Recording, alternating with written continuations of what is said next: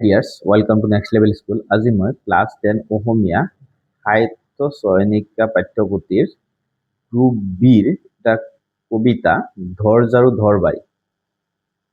এই কবিতাটোৰ পৰা কেনেধৰণৰ প্ৰশ্ন আহিব পাৰে সেই প্ৰশ্নসমূহ তোমালোকক দেখুৱাই দিম।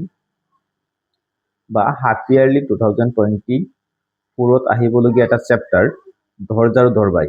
ইয়াৰ পৰা যিখিনি প্ৰশ্ন আহিব বা বিশেষকৈ আহি থকা দেখা যায় সেই প্ৰশ্নসমূহ দেখুৱাই দিম। চোৱা, প্ৰথমতে ধৰ জাৰু ধৰ বাই লিখিছিলে অম্বিকাগিৰি ৰায়চৌধুৰী।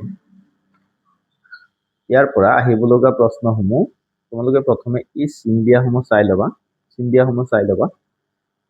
এইখিনি চাবা। তাৰ পিছত আহি যোৱা পেজ নং 107ত আছে বাপ বিষয়ক প্ৰশ্নাৱলী। ইয়াৰ পৰা ইম্পৰ্টেণ্ট প্ৰশ্নটো হ'ল বিশেষকৈ 1 মাৰ্কৰ কুৱেশ্যন ইমান ইম্পৰ্টেণ্ট নাই, তথাপিতো এই প্ৰশ্নখিনি চাই থবা।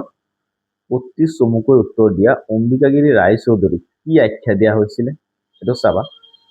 তাৰপিছত পাৰিলে আটাইকেইটা চাবা। ইম্পৰ্টেণ্ট প্ৰশ্নটো হ'ল গটো চাবা। জাতিৰ জীৱন মনোহৰ কৰিবলৈ কবিয়ে কি বেহেৰে জাৰু ধৰিবলৈ কৈছে। তাৰপিছত চোৱা কবিয়ে চাই থাকোঁতে মুখ কিহেৰে ভৰি পৰিল বুলিছে, এইটো চাবা। তাৰপিছত ইম্পৰ্টেণ্ট কুৱেশ্যনসমূহ হ'ল এইসমূহ। কুৱেশ্যন নং 2 হ'ল এৱে তোৰ সময় হবৰ জাতিৰ জাৰুদাৰ যে ভাই। ইয়াত কবিয়ে কি কাৰণে জাতিৰ জাৰুদাৰ হোৱাৰ সময় হ'লহি বুলি সকীয়াই দিছে। ঠিক আছে, এটা ইম্পৰ্টেণ্ট এটা কুৱেশ্যন। তাৰপিছত চাবা তোমালোকে কুৱেশ্যন নং 3টো চাবা। কুৱেশ্যন নং 3ত কি আছে? নহ'লে যে বিশ্বসভাত নহ'ব তোৰ বহাৰ ঠাই। বিশ্বসভাত বহাৰ ঠাই পাবলৈ কবিয়ে কি কৰিবলৈ নিৰ্দেশ দিছে। ঠিক আছে, এইটো চাবা।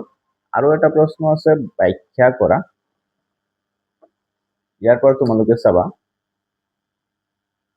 ব্যাখ্যা কৰা। হিংসা দেশৰ বেদাবেদৰ ঘৃণাঘৃণীৰ স্বাৰ্থ ভেমৰ। তাৰপিছত আছে ক'ত যে কি মালি মামৰ ভৰি জাতিৰ জীৱন যায়। ঠিক আছে, মালি মামৰ ভৰি জাতৰ জীৱন যায়। এই প্ৰশ্নটো ইম্পৰ্টেণ্ট। তাৰপিছত তোমালোকে আৰু এটা প্ৰশ্ন চাবা। ধৰ জাৰু ধৰ বাই কবিতাটোৰ মাজেৰে কবিয়ে ৰায়চৌধুৰীদেৱৰ স্বদেশ প্ৰেমৰ ভাৱ কিদৰে প্ৰকাশ পাইছে লিখা। ঠিক আছে, এই প্ৰশ্নটো ইম্পৰ্টেণ্ট আছে। ঠিক আছে, চাবা। এইখিনি আছিলে আজিৰ ভিডিঅ'টো চাই ভাল পালা যদি চেনেলটো ছাবস্ক্ৰাইব কৰি ৰাখিবা এনেধৰণৰ ভিডিঅ'সমূহ পাই থাকিবৰ বাবে। তাৰপিছত চোৱা, এইখিনি আছিল আজিৰ ভিডিঅ'টো।